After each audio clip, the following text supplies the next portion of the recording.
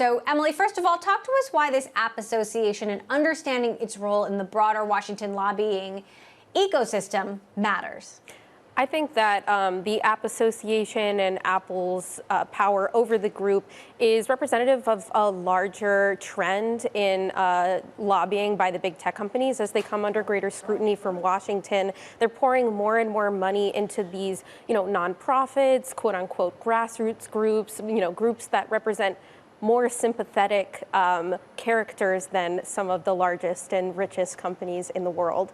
Apple's relationship with the App Association is only a small sliver of it, but it is representative of how a lot of lobbying looks right now. So talk to us about Apple's role, how much funding they provide, and how much influence they exert.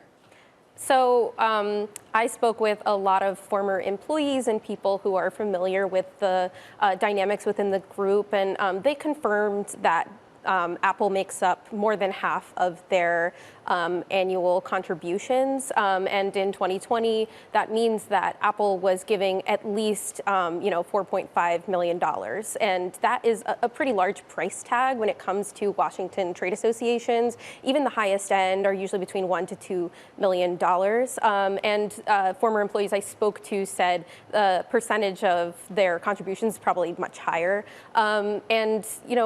in my conversations, I learned that Apple lobbyists and lawyers regularly weigh in on, policy positions that the group should take, policy areas the group should focus on. If you look at, what the group advocates on the most, it's antitrust, obviously the top priority for Apple. Patents, certain kinds of patent reforms that Apple has prioritized, such as something called FRAND, broadband, also something Apple's interested in. So there's pretty much a one-to-one relationship between their policy priorities and Apple's. Now, of course, all big tech companies have pretty immense lobbying operations. How does Apple, in your experience, differ from, an Alphabet or a Meta or an Amazon? Apple, for years, has distinguished itself from the other big tech companies by having a much more muted Washington presence. When Steve Jobs even was overseeing the first kind of entry into Washington, he said, "I think our products will speak for themselves in the halls of Congress. I don't think we have to play." Tim Cook has also carried this forward. I don't think we have to play the dirty Washington games. They don't have a PAC, they don't give direct campaign contributions, but these last couple of years in which Apple has come under the limelight have really shown that they have to get engaged and they have to be, telling their story in Washington, they have to be spending money, and now they're just kind of catching up with their peers. So what are you going to be following, especially as we get closer to midterms? There's obviously important legislation, moving through Congress on big tech quickly.